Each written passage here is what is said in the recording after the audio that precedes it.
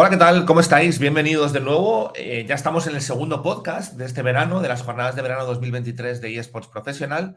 Espero que os haya gustado el primer podcast en el que estuvimos hablando de, bueno, pues del modelo de los publishers, de su importancia en el sector de los eSports y de Valve en concreto. Y como os prometí al final de ese podcast que hicimos el martes, este jueves llegamos con uno nuevo. El siguiente, ya sabéis, será el martes de la semana que viene, ¿de acuerdo? Ahora miraré la lista porque no me acuerdo de cuál era el orden y cuál es el que vendrá. Pero hoy tenemos que hablar, os prometí que íbamos a hablar de cómo crear competiciones de eSports y específicamente de nuestra Jam de eSports, que básicamente, si conocéis un poquito lo que es el formato de una Jam, hay muchas Jams de videojuegos, es, oye, pues en 48 horas te damos unas instrucciones, formas un equipo con gente que no conoces de absolutamente nada y bueno, y vamos para adelante y hacemos un videojuego, ¿no? Que tiene que estar, repito, esto es muy importante, es una condición de la Jam, terminado en esas 48 horas. Bueno, pues nosotros hacemos lo mismo, pero en una Jam de eSports. Entonces, lo que le proponemos a los alumnos es, te vamos a dar ¿cómo decirlo? Te vamos a dar unas condiciones de partida, ¿vale? Incluso económicas. A partir de ahí tú tienes 24 horas para hacer una primera aproximación a lo que sería una competición de eSports y en segundo lugar lo que hacemos es que al terminar esas 24 horas hacemos un pitch con los alumnos, damos nuestro feedback y cambiamos las condiciones. Las condiciones pueden ir para mejor o para peor. Si nos ha gustado, pues es como, oye, te vamos a incrementar el presupuesto, te entra una marca que tiene interés en que hagas X cosas con ella y demás. Si no nos ha gustado la idea, pues irá a peor, ¿vale? La verdad es que tengo que decir que hemos tenido, primero, hemos tenido una participación muy interesante. La verdad es que es un ejercicio que a todos los alumnos les gusta, les motiva muchísimo. Es complicado porque al final están en mitad del trabajo y demás y tienen que dedicarle esos días en concreto, esas 48 horas, tienen que dedicarle más tiempo del que normalmente dedicarían a un máster, pero la verdad es que lo hacen porque les gusta muchísimo. Y tengo que decir que hemos conseguido o hemos tenido ideas francamente interesantes, hasta el punto de que luego las hemos compartido por Twitter. Hemos mencionado cuando hacíamos ese feedback a las 24 horas, decíamos, oye, pues me invento una marca X, te entra a hacer esto, trabajad sobre una propuesta para esta marca, ¿de acuerdo? Han trabajado a las siguientes 24 horas, las segundas 24 horas sobre esa propuesta de la marca, han hecho un trabajo tan bueno que luego nosotros incluso en redes sociales hemos dicho, oye, mirad, esto es lo que nuestros alumnos en 48 horas han pensado y han planteado para hacer una competición de eSports, ¿no? Y en algunos de los casos hemos mencionado incluso a las marcas, ¿vale?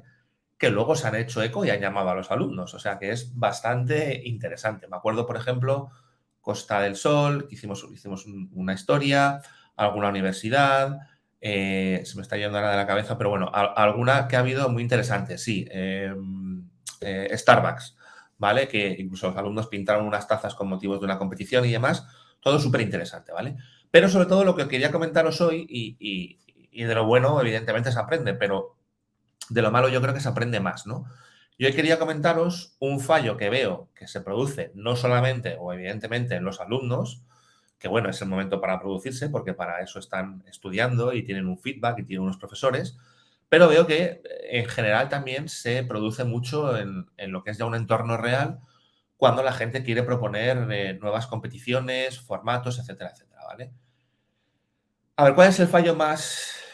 Dos de los fallos que van ligados, ¿vale? Más importantes. El primero es la selección del título, ¿vale? Normalmente lo que ocurre es que, y sobre todo si queréis entrar, estoy hablando, por supuestísimo, del entorno profesional de los eSports, ¿vale? Yo, por ejemplo, pues, no sé, me gustan mucho algunos videojuegos competitivos, pongamos, por ejemplo, un Street Fighter, jamás me pondría a participar en un torneo de Street Fighter porque sé cuáles son mis limitaciones y eso no tiene ningún sentido. Bueno, pues aquí tenéis que utilizar un poco la misma filosofía, es decir, una cosa es que algo os guste y que tengáis pasión por ello, pero luego tenéis que mirarlo desde el punto de vista profesional. ¿Qué es lo que ocurre? ¿O cuál es uno de los primeros fallos? Porque todo el mundo, o gran parte, es, vamos a hacer una competición de League of Legends. Vamos a hacer una competición de Counter, ¿no? Digamos, dos de los títulos más importantes. ¿Por qué? Porque son los videojuegos que me gustan, porque son los juegos que conozco, ¿vale? Y por lo tanto sobre ellos puedo preparar una competición. Ya, pero resulta que si los conoces y si te gustan y demás, son porque son dos juegos que son absolutamente mainstream y todo el mundo está realizando competiciones sobre esos videojuegos. Que esto no significa que tú no lo puedas hacer. Significa y el primer fallo para mí es dejarte llevar por lo personal o por la pasión cuando lo que tienes que hacer es ser profesional, significa, y esto lleva al segundo paso, que tienes que ver, tienes que tener un elemento diferenciador. Yo no digo que no puedas hacer una competición de Counter, que no se pueda hacer una competición de League of Legends, claro que sí, faltaría más. De hecho, por ejemplo, en el caso de League of Legends, estudiamos un poquito durante el curso, durante el máster, cómo hacerlo. Tienes una serie, digamos, de pautas pactadas o predefinidas ya por Riot Games, cosa que hace 4 años lo tenías, pero ahora está perfectamente claro. Si tú quieres hacer este torneo, puedes hacerlo de esta manera. Si quieres, o si vas a hacer, o si vas buscando un rendimiento económico, ya entonces pues puedes llegar hasta aquí. A partir de aquí tienes que hablar con nosotros. Es decir, está bastante ya definido el tema, con lo cual por poder puedes hacerlo, ¿vale? Lo que yo siempre digo es que tienes que tener un elemento diferenciador, y ese elemento diferenciador tiene que tener un cierto storytelling que luego al final no tiene nadie, ¿vale? Ese es el punto en el que tú te tienes que diferenciar, ¿de acuerdo? Porque al final, si dices, vamos a hacer una competición de League of Legends, bien, ¿cómo vas a promocionar esa competición de League of Legends? ¿Qué va a tener de especial esa competición de League of Legends? Porque, me vais a perdonar, pero competiciones de League of Legends, digamos, oficiales o soportadas por Riot, pero luego amateurs tenemos a cascoporro. Y si hablamos de Counter, ya no os digo, ¿vale? Entonces, al final tiene que haber un elemento generador y un elemento, un storytelling y una vía que nos lleve a decir, mi torneo o mi competición, la que sea, pues un torneo de 2 días, una competición de 4 semanas o de 2 meses, lo que sea. Pero tiene que tener un elemento diferenciador, porque si no estáis absolutamente muertos, nace la idea muerta porque hay una competencia tan brutal que nadie os va a escuchar, ¿vale? Entonces, fundamentalmente hay que tener un storytelling. Personalmente, y entendedme lo que voy a decir, ya empieza a ser un poco cansino el storytelling de buscamos talento, buscamos la participación de la mujer. ¿Qué más? Pues sí, eso, talento, mujer, o luego, bueno, talento y mujer, por ejemplo, ¿vale? Sobre todo. A ver, ya hay muchas competiciones en las que participan las mujeres. Evidentemente es interesante y es necesario porque tenemos que seguir fomentando su participación, pero o lo haces de la manera adecuada o automáticamente lo que ocurre es que queda como la típica excusa de, pues planto esto para tener un poco de visibilidad. No funciona. El tema del talento tampoco funciona, ¿vale? Me hace mucha gracia porque al final una de las cosas en las que más hincapié hacemos en nuestro curso, en nuestro máster, es el tema de los KPIs, ¿no? Entonces es como, vale, pero si vas a montar un torneo en el que el objetivo principal es dar mayor visibilidad al talento de los jugadores en España o dar mayor visibilidad y participación al talento femenino, bien, perfecto, pero entonces, ¿qué es lo que vas a medir? Si ese es tu objetivo, ¿vale? Lo que tienes que medir al final de esa competición tuya es eso, ¿no? Es decir, cómo hemos fomentado el talento, cómo hemos participado en la aportación de la figura de la mujer en los eSports, etcétera, etcétera.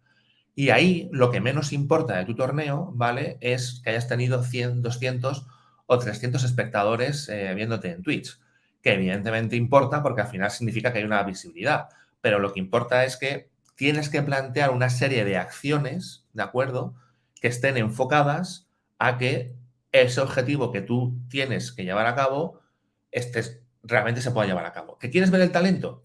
Pues evidentemente jugando las partidas está bien, pero hazme un torneo en el que se vea cómo fomentas el talento, que no solamente sea la partida. ¿Vas a generar contenido alrededor de los jugadores para que puedan, más allá del propio partido, presentarse, ver cómo funcionan y demás?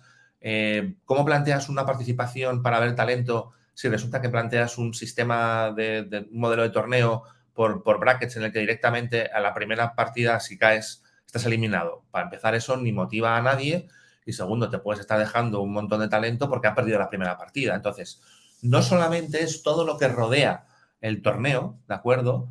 A nivel puramente videojuego, sino todo lo que tú haces a nivel comunicación, cómo lo planteas, qué visibilidad das, qué acciones llevas y luego, por ejemplo, cómo las mides. Oye, ese talento, ¿cómo lo vas a medir? Pues mira, resulta que en este torneo han participado 50 personas, 4 han entrado en un equipo amateur, 20 han entrado en un equipo, digamos, de tabla media y 3 han logrado ser fichadas por un equipo profesional. Por ejemplo, es decir, esos serían para mí los KPIs, ¿vale?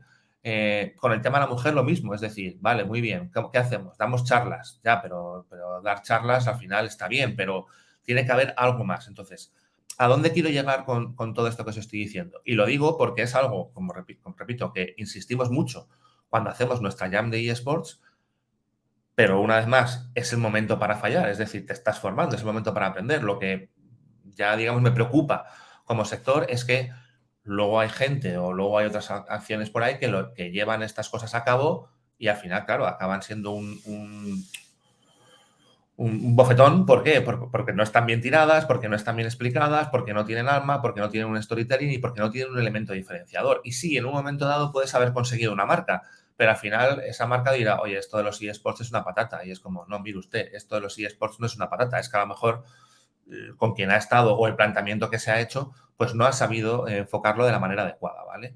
Entonces, a la hora de crear una competición, creo que se están no perdiendo, sino que no se está aportando realmente el valor que una competición necesita. Creo que tenemos un overbooking de competiciones. Creo, sobre todo, fundamentalmente, que el sector amateur tiene que empezar a tener algo más, porque si no, al final no van a poder dar el salto adecuado para poder minimizar ese gap que existe con el entorno profesional.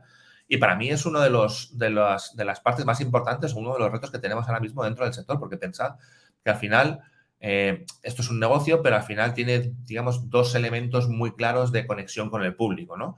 Que son los clubs de eSports, que de hecho también hablaremos de esto cuando tratemos un poco el tema de los clubs de eSports en siguientes podcasts, y luego las competiciones, es decir, al final sin esto no hay esencia de competición y de eSports.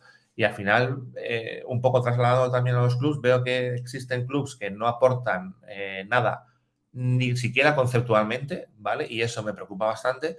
Y empezamos a ver también que existen demasiadas competiciones, hay un overbooking de competiciones que al final lo único que hacen es fagocitarse unas a otras y que no proponen nada nuevo en el sector. Si no propones nada nuevo, al final las marcas, y más en el momento en el que estamos del ecosistema, que es un momento ciertamente importante porque, bueno, pues eh, porque estamos en un momento que no vamos a negar, es un poquito fastidiado, ¿vale? Por muchas cosas, por situación general, etcétera, etcétera, pues al final no vas a conseguir que eso tenga salida y al final vamos a estar ahondando en un modelo o en un error que se repite y repite y repite y de alguna manera esto hay que solucionarlo, ¿no? Así que bueno, si os apuntáis a la 12ª edición, creo que os encantará el tema de la Jam. Si brujuleáis un poquito por las redes sociales de eSports Professional, veréis que tenemos varios trabajos, como digo, publicados. Yo creo que además este verano publicaremos alguno más. Y precisamente hablando de ese approach y de cambiar un poco el ecosistema y demás, el siguiente podcast, el número 3, que será ya el martes 18 de julio, efectivamente, de la semana que viene, pues vamos a hablar un poquito de los alumnos y su approach a las marcas, que es un fiel reflejo de cómo eso también se va produciendo en el ecosistema, ¿no?